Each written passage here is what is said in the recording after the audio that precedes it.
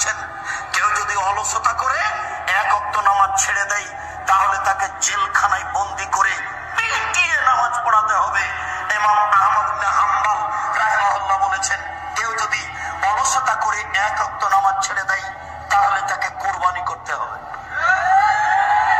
বর্তমান আরবি বিদ্বানগণ এখন বলছেন, এই মুহূর্তে আরবি বিদ্বানগণ বলছেন, স্বামী নামাজ পড়ে স্ত্রী পড়ে না, স্ত্রী পড়ে স্বামী পড়ে না।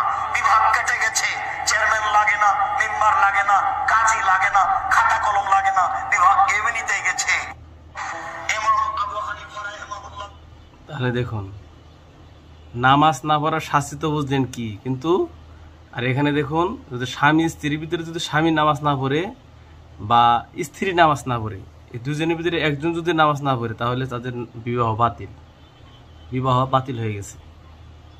এখন দেখুন, নিজেকে নামাজ পড়েন বা আপনি পড়েন, আপনি স্ত্রী নামাজ পড়ে না, বা আপনার স্ত্রী নামাজ পড়ে আপনি নামাজ পড়েন না, তাহলে আজ আসুন স্বামী স্ত্রী উভয়কে সঠিক টাইমে সঠিকভাবে নামাজ পড়তে হবে, সবাইকে পড়তে হবে আর কি, এই কথা বোঝানো হয়েছে।